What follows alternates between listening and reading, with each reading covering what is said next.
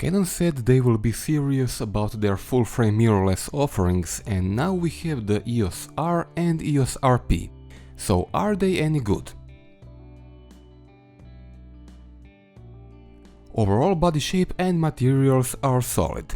Both of them felt organic from the first moment, typical for all Canon cameras. Grips are well shaped and deep enough for comfortable long use. EOS RP is slightly smaller with a bit shorter grip. Luckily, an extra grip that attaches on the bottom is available and makes a world of difference. With this grip attached, RP is as tall as EOS R in overall camera height, but the grip area is visibly higher. That's the reason why I prefer EOS RP handling with this grip over EOS R. EOS R is weather sealed on a level similar to 6D Mark II. RP officially doesn't have weather sealing, but from my experience it will handle a few drops of rain or some dust without any problems. I used these two cameras with two native lenses, the 35 1.8 IS STM, which is currently the smallest and most affordable in the system, and 28-70 f2L, which is the largest and most expensive, basically the two opposites. With EF to RF adapter, EF mount lenses work just as fine as native ones. They also handle quite well, especially the smaller ones like 17-40 or the Pancake. In fact, I think Canon should remake this lovely Pancake in native RF mount. It would be a perfect pair for both EOS R and RP. EFS lenses also work and the camera applies 1.6 crop automatically both for JPEG and RAW files. On the EOS R you end up with 11 megapixel images and on RP 10 megapixel. Concerning EF adapters, I used only the most basic one, which has electrical contacts and weather sealing, and that is fine. But what I am most interested in are the other two, which have drop-in circular polarizer and ND filter. This is by far the easiest way to use filters on lenses with bulbous front element like 11-24, any fisheye, or for example Sigma 14 and 20mm art primes. If I am not mistaken, Canon is the only one to offer something like that, and this feature alone would be enough to keep me in the system. External controls are numerous on both models, and basically everything is easily accessible. Both cameras have dual control dials and back button focusing. 12 buttons can be customized separately for still image and video mode, which is nice, but it bothers me not all options are available on all buttons. EOS R has this small status LCD screen on the top. It's a nice way to quickly see main camera settings if the LCD is closed. EOS R also has the infamous touchpad. Opinions vary and I'm still not sure what to think about it. The way it is supposed to work is to swipe the bar in either direction to change assigned value. Several features are offered and in this example I will show how it works with ISO. Single tap can also have its own function. Here you can see how I use it to quickly jump from ISO 100 to 25600 and back. Covering entire tab with finger brings up setting menu and it can be set to lock itself after 10 seconds. Shown this way it sounds great, but in real life it's a mess. It does not register finger movement good enough, so it is easy to overshoot desired value or not to reach it. Single tap, if not perfectly tapped, might be registered as a swipe. Out of the box touchpad uses lock feature which drove me crazy, until I found how to deactivate it, but soon I ended up deactivating touchpad completely. It is a fiddle adjustment tool and I really didn't want to be bothered by it. Canon should have placed classic joystick in its place and everyone would be happy. Or a dial. Or just two physical assignable buttons. Anything would have been better.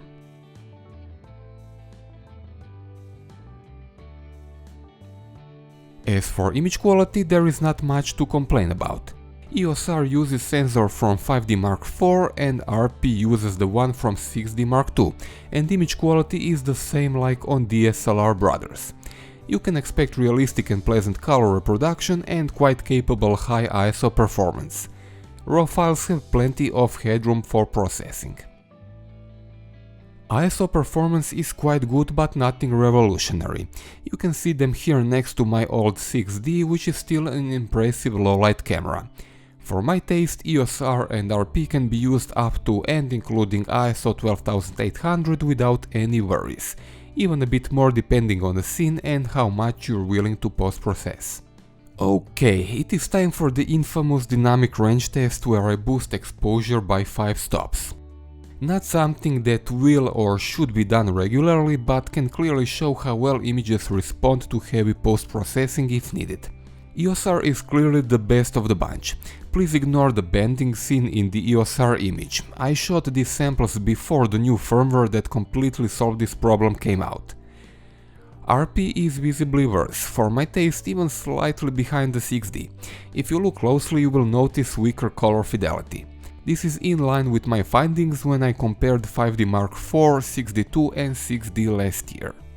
Here is how this translates to real-life street shots. EOS R sensor is clearly better. I repeat again, these are extreme cases and 99% of your images will probably be properly exposed and will not require this amount of processing. In fact, I own 6D and never noticed this lack of shadow lifting capability compared to Sony sensors. I actually still prefer Canon over Sony and Nikon, which use Sony sensors, on bunch of other reasons, one of them being Canon colors, which appear much more pleasing both in JPEG and easier to tweak in RAW files. Long story short, EOS R and RP give 5D Mark IV and 6D2 image quality, which is awesome.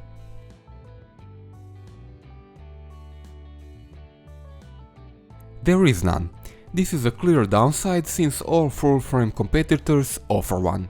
Sony, Nikon and Panasonic have it in all their models, but Canon no.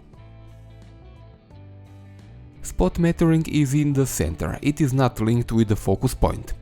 Pity.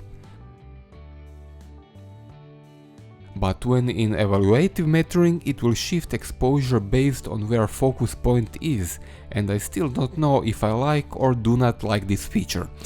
Also, I don't know if it can be disabled, I wasn't able to find it in the menu system.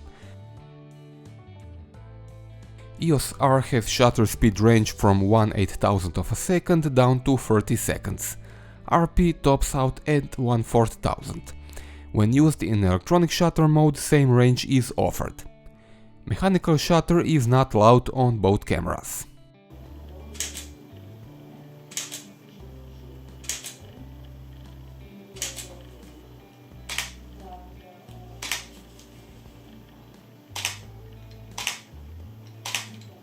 EOS R offers electronic shutter as a dedicated feature in the menu, while on EOS RP only way to access it is to use a special scene mode called silent mode.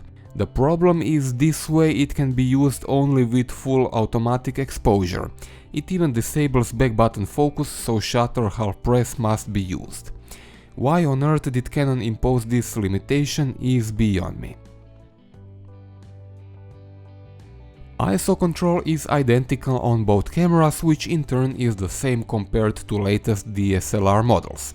It is possible to select lower and upper ISO limit. Shutter speed at which the change occurs can be chosen by camera automatically with the option to force it to change sooner or later, or assigned manually to a value between a second and 1/4000th on EOS RP or 1/8000th on EOS R, which supports higher shutter speed. A wide selection of focus point configurations is offered. Face and eye recognition is here, and in single focus point mode, focus point can be set up in 2 sizes. Moving the focus point with multi-way controller is slow and there is no diagonal movement, so it is recommended to use touch LCD to do so. Resetting it to the center is easy by a single erase button press. If you use EVF to frame a shot, focus points can be selected with the LCD. As for focus speed and accuracy, I have no complaints. It is fast and does not make mistakes. Low light focusing is superb. Both EOS R and RP had no problems locking focus in conditions where my Canon 6D couldn't focus with its central focus point, which was one of the most sensitive on the market for a long time. What you see right now is focusing in the near darkness with only some light coming from the next room. Those cables are almost impossible to see with my eyes, yet EOS R and RP see them clearly and focus correctly. Face tracking mode is perfect with no focus wobble or pulsing. Once it recognizes face, it stays on it. If you do a lot of portraits or video logs, these are the cameras that will not disappoint in focus department.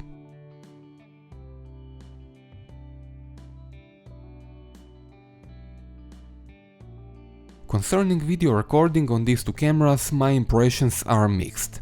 Both cameras do 1080-60p video, but EOS RP offers IPB compression only. For casual recording and editing this is fine, but more serious production requires intra-frame compression offered in the EOS R. Uninterrupted recording time tops out at 29:59 for both cameras. But this is 2019, what about 4K?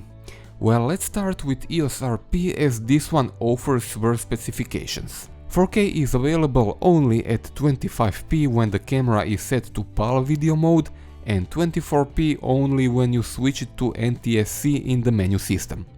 Also, 4K is recorded under huge 1.7x crop, which could come in handy to get more telephoto reach, but ruins wide angle capabilities and gets really confusing when you do both still image and video shooting. Also, under 4K dual pixel focusing does not work, and this is a huge downside, but more on that a bit later. EOS R offers more options. Intra-frame is available for all resolutions and frame rates. Under PAL mode, 4K can be used only at 25p, and under NTSC 24 and 30. Luckily, dual pixel is active in 4K, but there is still that awful 4K video crop. Usual picture modes are available. EOS RP does not offer flat log profile. Luckily, you can load custom-made profiles in free available slots. I loaded this cine-style flat-ish profile, which is not a true log profile, but gives solid headroom for grading. EOS R has true log profile, which allows 8-bit internal recording and 10-bit output over HDMI. Here's how some of them look like. These are cine-style on EOS RP and true C-log on EOS R compared to standard profile. These are mainly for editing, but could be useful in low light as they introduce less noise. For attractive out-of-the-camera results, something like Kodachrome or Olympus Blue look great, but all of that depends on the scene and your expectations. Peaking is available with 2 strength levels and 3 colors to choose from. Sadly, there is no zebra, what bothers me a lot.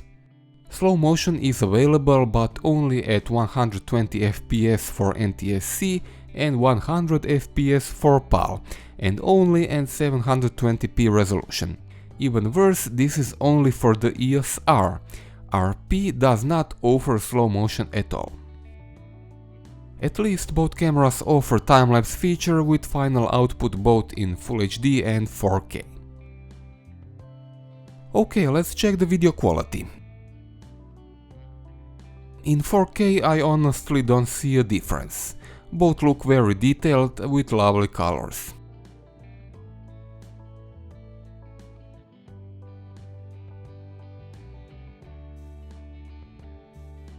I did shoot a bit of Full HD footage and it looks okay, but nothing special. A bit soft for my taste, but after getting used to 4K, lower resolutions just don't cut it anymore for me. The rolling shutter test showed terrible results. In 4K both cameras show what must be the strongest level of rolling shutter I ever saw. This is truly bad. It is a bit better in Full HD, but even then this is not up to modern standards.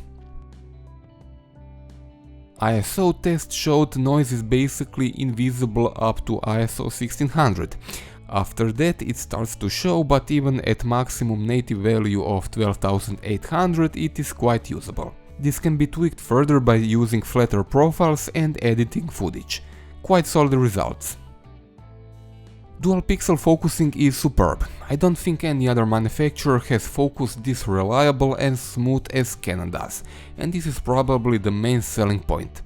Set it to face recognition mode, flip the screen, and you have a product which will never fail as a video log camera. And this is why both EOS R and RP might sell in huge numbers despite all the complaints I had during the last few minutes in this review.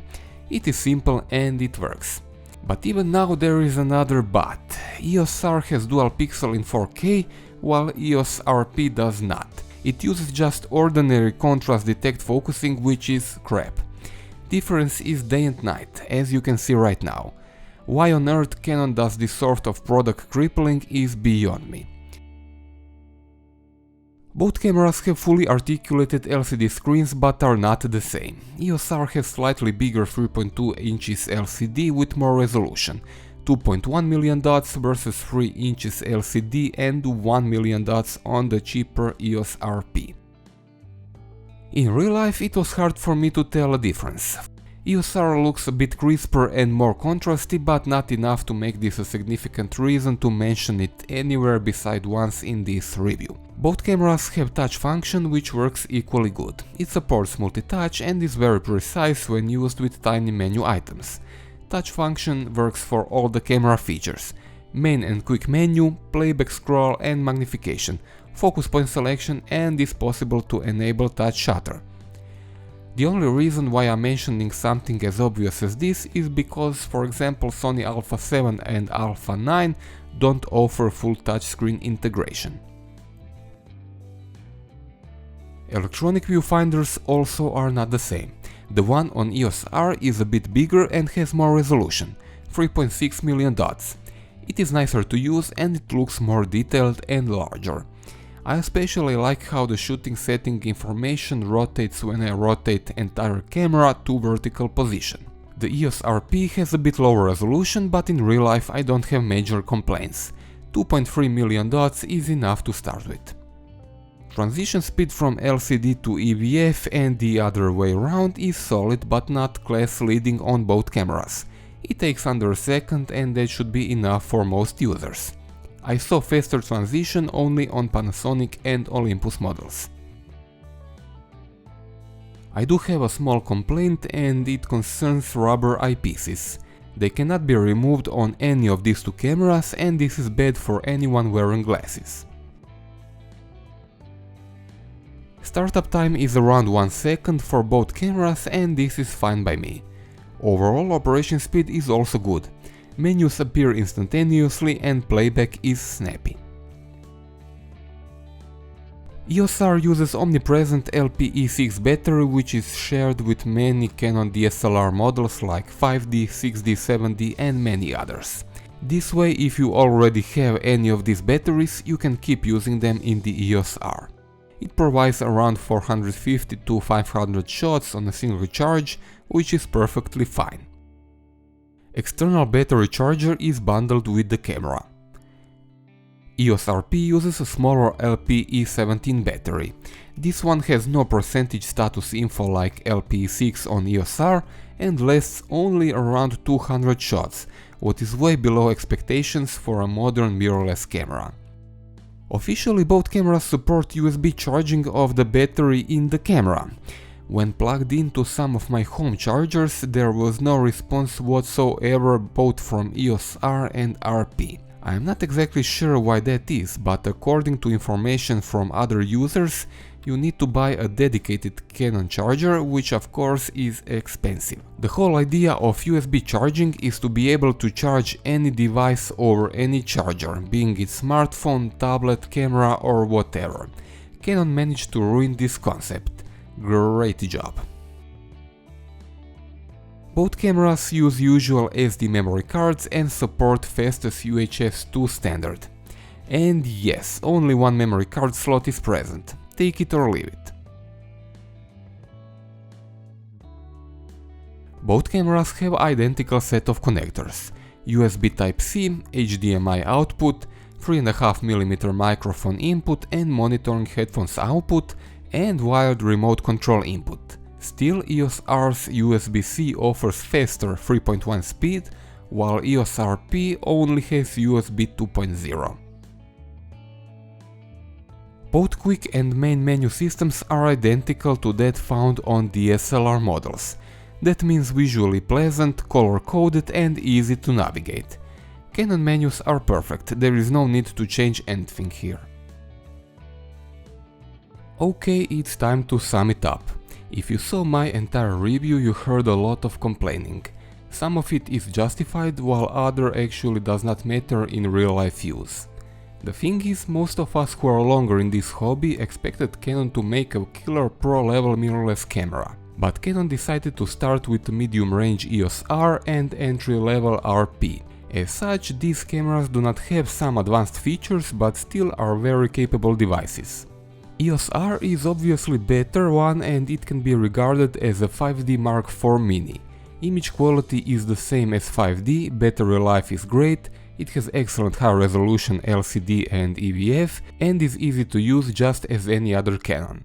For me, the only major complaint would be 4K video crop. Everything else like weird touchpad, limited in-camera charging or single card slot can be ignored by a lot of users. EOS RP is a bit different case. First of all, I actually enjoyed the RP more than the R. With the extra grip it is still lighter than the EOS R, but it fits better in my hand as it is taller. It delivers almost identical image quality and has most of the important options like twin control dials, back button focusing, dual pixel, all the connectors and so on. Its price point is even more attractive and will for sure go even lower as the time goes by.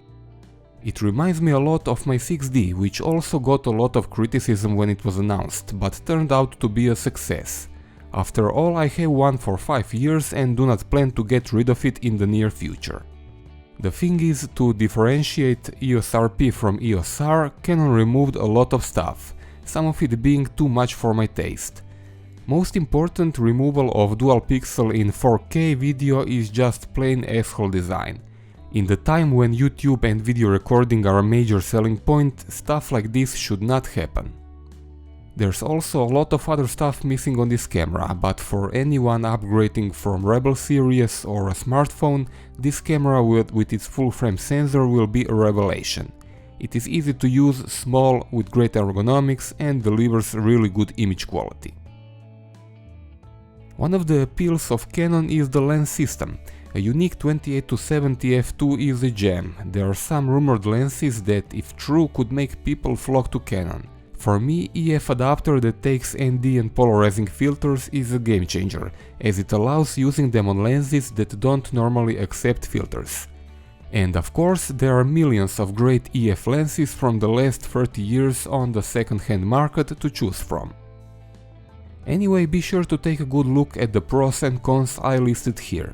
If none of these cons is deal-breaking for you, go ahead and buy any of these cameras. I am sure you will not be disappointed. But for those of you who really need top-level features, I suggest waiting until 2020, when a pro-level EOS R camera is rumored to launch.